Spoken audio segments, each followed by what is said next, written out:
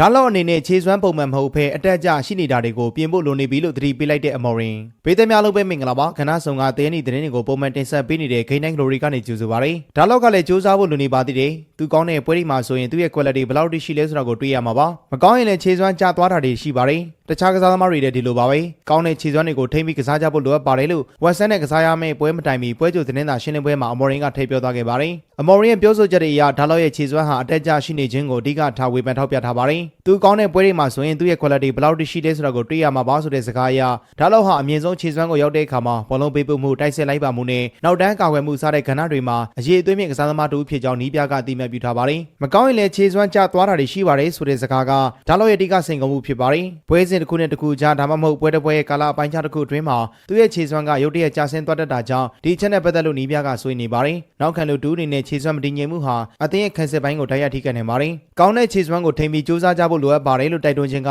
ဒါလောက်အပါဝင်အသင်းသားအလုံးကိုပေးတဲ့အဓိက message ဖြစ်ပါတယ်ဘောလုံးလောကမှာရန်ဖန်ရန်ခါကောင်းမွန်တာထက်အမြဲတမ်းပုံမှန်ခြေစွမ်းကောင်းကိုထိန်းထားနိုင်ဖို့လိုအပ်ကြောင်းနီးပြကအလေးပေးပြောဆိုနေတာပါဒါဟာအသင်းတစ်သင်းအောင်မြင်ဖို့အတွက်အရေးကြီးဆုံးချက်တွေကတစ်ခုဖြစ်ပါတယ်အမော်ရင်ဟာဒါလောက်ပေါ်မှာယုံကြည်မှုရှိကြောင်းပြသနေပါတယ်သူ့မှာအရေးသွေးရှိတယ်ဆိုတာနီးပြကလက်ခံထားပါတယ်ဒါပေမဲ့သူ့ကိုပုံမမြင်မားတဲ့စံနှုန်းတစ်ခုကိုသတ်မှတ်ပေးနေတာပါနီးပြကသူ့ရဲ့ဝေဖန်မှုကိုတူးတဲ့တော့ကစားသမားစီမရွေပဲတခြားကစားသမားတွေလည်းဒီလိုပါပဲဆိုပြီးတော့အသင်းတစ်ခုလုံးကိုပါတတိပေးနှုတ်ဆော်သွားခြင်းကနီးပြအနေနဲ့အသင်းတစ်ခုလုံးရဲ့အလုပ်ချင်းဝင်တဲ့ခြေစွမ်းတည်ငြိမ်မှုကိုမြင့်တင်လိုကြောင်းဖော်ပြနေပါတယ်ဒီလိုတိုင်းရဲ့ဝေဖန်မှုကဒါလောက်ကိုစိတ်ပိုင်းဆိုင်ရာပုံမှုစူးစမ်းဖို့တွန်းအားပေးတဲ့နီးလန်းကောင်းတစ်ခုလို့ဆိုရမှာပါ